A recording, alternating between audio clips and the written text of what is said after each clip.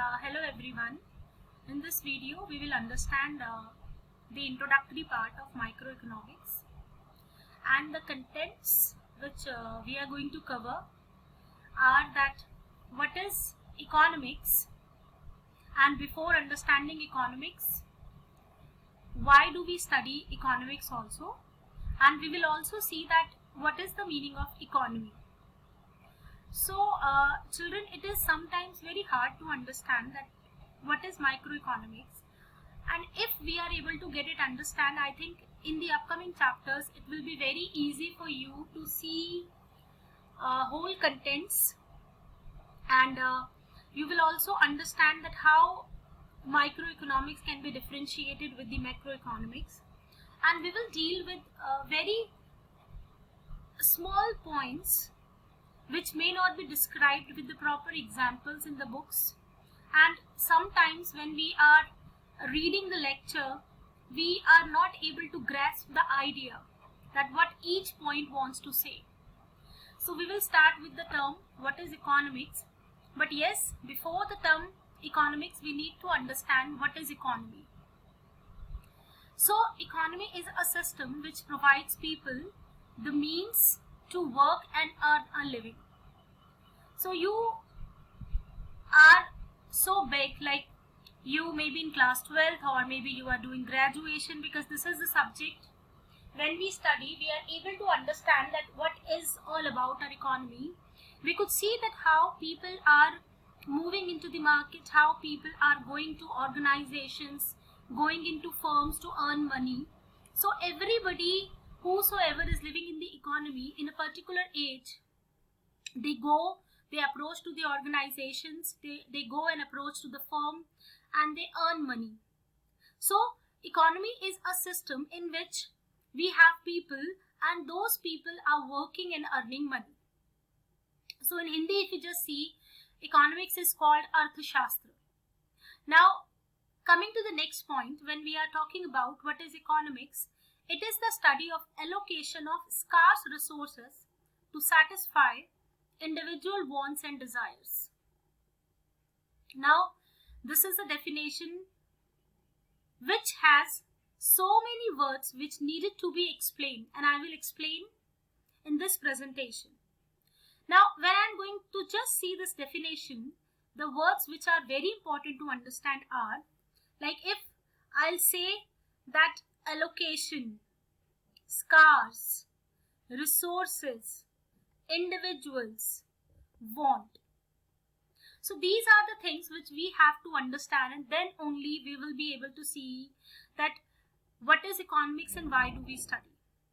So when we are just looking at the definition, I have noted down the words which I will explain you: resources, wants, scarcity, allocation, and individuals. But before I go and explain you the term resources, there are few things which you will listen and I will tell you. Like in the economy, there are some good and bad things. Now, what are those good and bad? Good means which gives me a satisfaction and happiness. This means that is good. And bad means just opposite to that, the things by which I am dissatisfied. So when I am looking to the good, like it can be anything.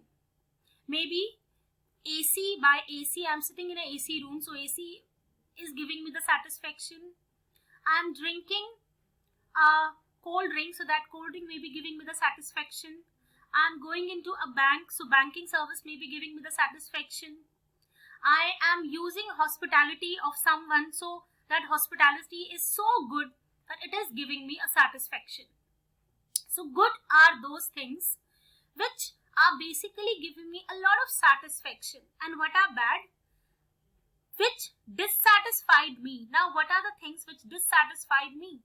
In today's scenario, if I am going to hate something, and that is coronavirus, or if I am going to hate something, that could be the pollution.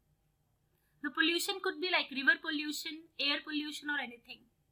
Now when we are talking about goods, so goods can be like tangible and intangible.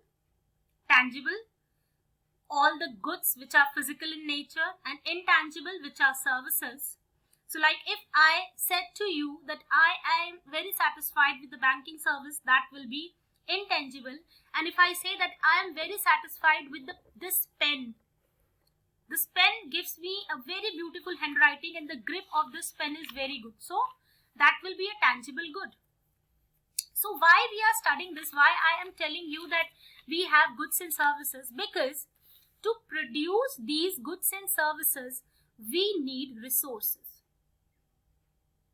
right? So that is why I told you that what are the goods and what are the bads. So if I am satisfied with some goods and services, those goods and services can only be produced with the help of resources, right?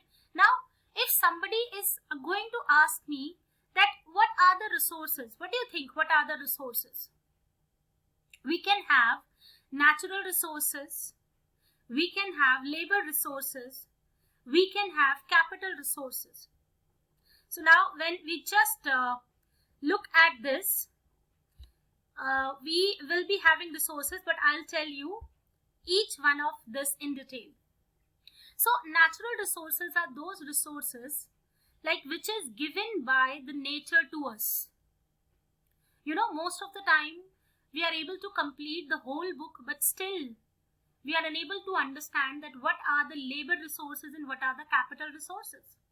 So this is the initial thing which has to be understood and clearly defined to the children. So natural resources are those which are given to us by the nature, like land, water, nature. So these are the things which are given by the nature to us. Now when we talk about labor, now labor is what? Labor is actually embedded something in me, because I can use my labor to do things.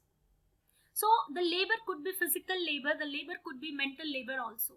Now when I use my labor as an input to produce something or to produce something as an output, that shows my physical labor. But can we do the physical labor without using the mental labor? No, it is not possible, because if I am even loading a box on my shoulders, that has to be directed by someone. That means there will be a mind behind it, and that mind will be asking me to do a lot of things. So physical labor can only be beneficial if the mental labor is helping him or helping it, not him, helping it. So we can have a physical labor, we can have the mental labor. Now mental labor ko we can actually say that it is somehow the intellectual one, or we can say that the entrepreneur who is having with himself.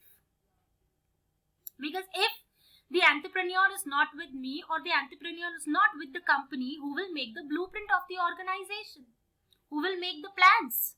And without blueprint, without plans, what will be the work of physical labor? Right. So now the next one is capital resources. Now capital resources are also called the manufacturing resources also, and these resources are man-made resources. Like if I am talking about the technology is man-made. So man-made resources are those like machines which can be used in the production of services, in the production of goods. And by the help of these capital resources, we can have the production of goods and services. So natural resources are given to us by the nature, whereas the capital resources are the man-made resources, and that is why it is also called the manufacturing resources. So when I just want to tell you again the definition, so that you will be able to understand why I am telling you all these things. So what was the definition? The definition was that economics is the study of allocation of scarce resources to satisfy individual want or desires. Right. So in that particular thing, I have told you that what is resource and why do I need resource, that also I tell you. Because to produce goods and services, I need resources with me, and those resources can be natural resources, labor resources, and capital resources. Now, when we go to the next point, what could be the next word? The next word could be want. Now, what is want? Wants are unlimited. And we have to understand that, because somebody may be thinking in his or her mind that why we are talking about want, why we are not talking about need. So is that any difference between the need and want? Need are the basic necessities like roti, kapda and makan, which we generally talk about. And wants are which gives me the satisfaction of having.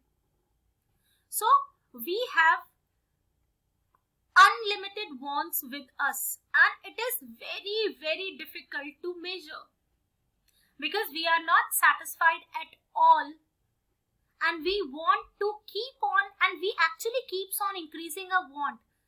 You know, if my one want is satisfied, I'll jump immediately to the another want, right? So wants are unlimited. And what are the things by which I want to satisfy? So, if I am satisfied with one want, I will immediately jump onto the another want. So, that is why wants are very much unlimited in the nature. Now, the next word is scarcity. What is scarcity? Why do we say that things are scarce? Now, I'm telling you that scarcity means it is a lack of resources. Now, if there are so many resources and unlimited resources are available on the earth, why do I need to choose? There will be no question of choosing anything, because everything is available in ample amount. So, the scarcity of resources shows that there is a lack of resources, and if the resources are limited, resources are scarce, because God or the nature has given us a limited area of land, right? A limited area of everything, limited area of all the minerals. So, whatever God has given to us, maybe in terms of labor, mind, land, it is all limited. So nothing is unlimited. So when we are having unlimited and scarce resources, we have to choose. And if the resources are unlimited to us, we will not choose anything, because everything is available in front of us. So that was the meaning of scarcity. Now the next word which comes here is allocation. Now, what is the meaning of allocation? Allocation means that we are assigning the resources. I am assigning this land to the farmer to grow wheat on that. I am assigning this land to this farmer to grow rice on that.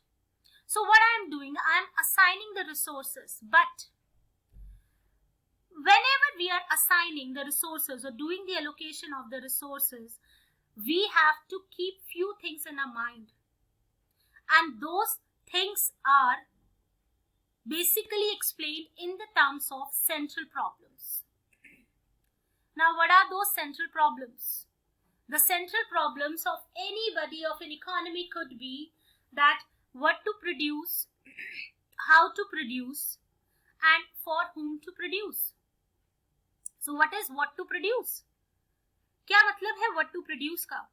So what to produce says that what is the thing which I am supposed to produce. Now, before I explain this, because what to produce says that which product I need to produce and in how much quantity. How to produce says that which technology I will use, and for whom to produce says that who will be my customer. But before I'll explain all these points, I'll narrate one small story in front of you to make you understand that why do we need to think these things and how these things has become central problem for us. So we will see this in the next video. Thank you.